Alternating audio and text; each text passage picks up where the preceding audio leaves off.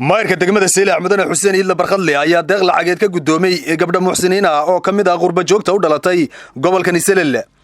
deeqdan lacageed oo qadarkeedu dhanaa $7,906 ayaa ka timiday walaalaha gobolka Selel u dhashay ee ku dhaqan cariga dalka Imaaraadka Carabta. waxaana loogu talagalay wax ka qabashada baahiyaha asaasiga ee adeega bulshada gaar ahaan tuulada Fiqi Aadan oo kamid ah degmada Saylac. duqa degmada Saylac ahna gudoomiyaha golaha deegaanka degmada Saylac Mudane Xuseen Idla Barkadle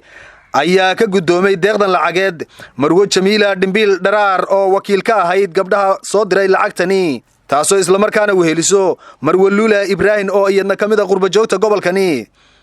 waatan Marwo Jamiila Dhimbil Dharaar oo deeqdaasi wareejinaysa halka deeq la soo dhiibay ay soo soo ururina aniga walaalahayga jooga Imaaraadka way ka mid yihiin Caasha Cali Wacays iyo Caasha Cali Wacays iyo Leila Faarax Budde iyo Hiba Barkad Cabdilaahi Maka Ciise Warfaa iyo Kaltuun Cabdisalaam Sheekh Cali Jawhar annagoo lacagta ka soo ururinay oo dhan $7,906 ku wareejinayna gudoomiyaha Saylac annagoo ku wareejinayna maanta gudoomiyihii Saylac una soo ururinay inaan lagu kaba wixii dhibaato ka taagan ceelka amba dhakhtar isaguba u baahan kabis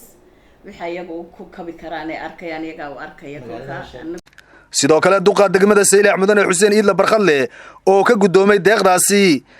isagoo sidoo kalena ballan qaaday inay gaarsiin doonaan halkii loogu talagalay kuna booriyay qurba joogta kale u dhalatay gobolkani inay ku soo daydaan gabdhahaasi muxsiniinta ayaa waxa uu yiri ugu faraxsanahay dadka diaspora iyo dadka muxsiniinta ee jecel in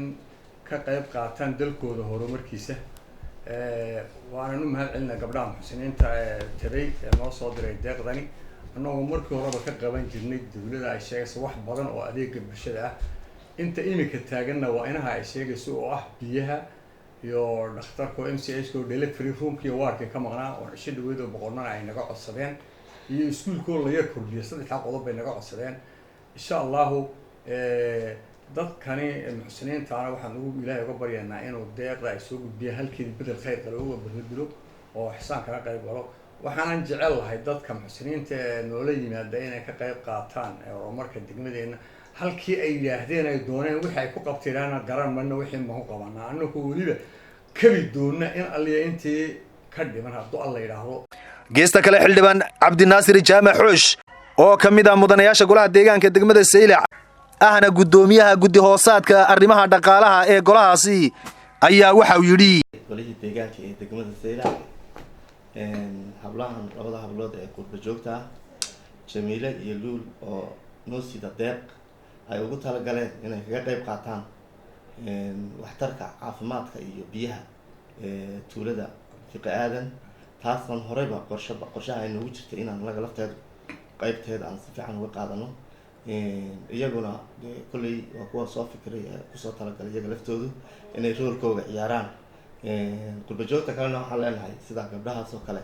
in aad ku dayashaan inamo iyo hablaba walbo yimaada waxaan u sameynaa barnaamijkan ku soo bandhigno wax qabadki marka